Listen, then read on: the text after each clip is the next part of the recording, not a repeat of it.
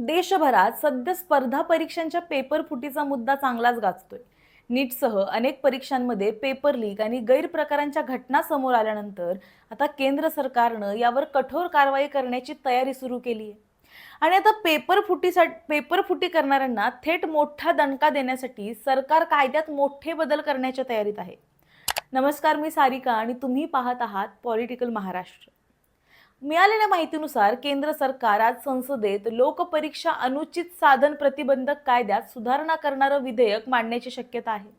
या नव्या विधेयकात पेपर फुटी आणि परीक्षांमध्ये गैरप्रकार करणाऱ्यांसाठी आणखी कठोर शिक्षेची तरतूद करण्यात आली आहे. आता एखाद्या व्यक्तीचा पेपर फुटीमध्ये किंवा परीक्षेत गैरप्रकार करण्यात सहभाग आढळला तर त्याला किमान 5 वर्षाची शिक्षा होऊ शकते, तर जास्तीत जास्त 10 वर्षांपर्यंत तुरुंगवासाची तरतूद करण्यात आली आहे. याशिवाय 50 लाख रुपयांपर्यंतचा दंड सुद्धा ठोठावला जाऊ शकतो. पण जर पेपर फुटीचं हे काम एखाद्या संघटित टोळीनं किंवा मोठ्या रॅकेटनं केलं असेल तर त्यांच्यावर आणखीन कठोर कारवाई होण्याची शक्यता आहे. अशा प्रकारांमध्ये किमान 7 वर्षांची शिक्षा आणि तब्बल 10 कोटी रुपयांपर्यंतचा दंड ठोठावला जाऊ शकतो.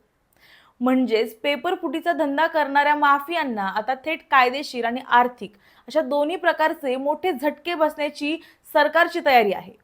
आणखी एक महत्त्वाचा बदल म्हणजे अशा प्रकरणांची चौकशी ही वर्षानुवर्ष सुरू ठेवता येणार नाही.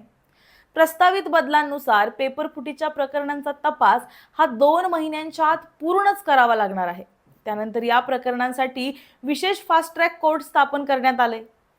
आरोपपत्र दाखल झाल्यानंतर 3 महिन्यांच्या आत हा खटला पूर्ण करण्याचं लक्ष ठेवण्यात आलंय.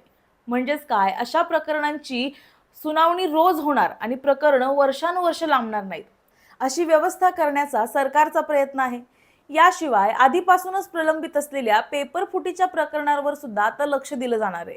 जुन्या प्रकरणांचा तपास हा स्पेशल टास्क फोर्सकडे देण्यात येऊ शकतो, तर प्रलंबित खटले विशेष फास्ट ट्रॅक कोर्टमध्ये वर्ग केले जाणार आहेत. परीक्षांशी संबंधित या प्रकरणांसाठी विशेष सरकारी वकील नियुक्त करण्याची तरतूद करण्यात आली आहे. पण फक्त पेपर फुटीवर कारवाईच नाही, तर नीट परीक्षेतले मोठे बदल करण्याची तयारी सुद्धा सुरू आहे. नीट यूजी 2027 पासून परीक्षा कॉम्प्युटर बेस्ड म्हणजे CBT पद्धतीनं घेण्याचा निर्णय आधीच जाहीर करण्यात आलाय. आता परीक्षा आणखीन सुरक्षित आणि पारदर्शक करण्यासाठी NTAच्या संपूर्ण व्यवस्थेत मोठा बदल करण्याची तयारी सुरू आहे.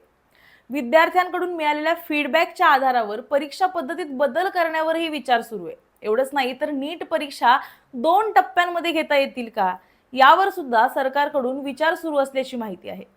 प्रस्तावित बदलांनुसार पेपर फुटीत सहभागी असलेल्या व्यक्तीला 10 वर्षांपर्यंत तुरुंगवास आणि 50 लाख रुपयांपर्यंतचा दंड होऊ शकतो.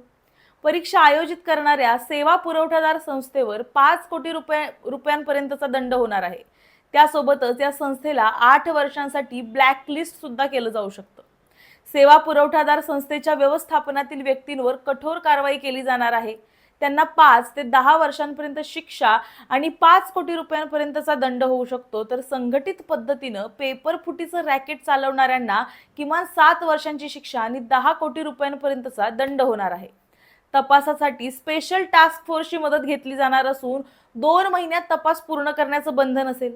त्यानंतर विशेष फास्ट ट्रॅक कोर्टमध्ये 3 महिन्यांच्या आत खटला पूर्ण करण्याचं लक्ष ठेवण्यात आलंय. एकूणच पेपर फुटी आणि स्पर्धा परीक्षांमधल्या गैरप्रकारांवर आळा घालण्यासाठी केंद्र सरकार आता कायद्यात मोठे बदल करण्याच्या तयारीत आहे.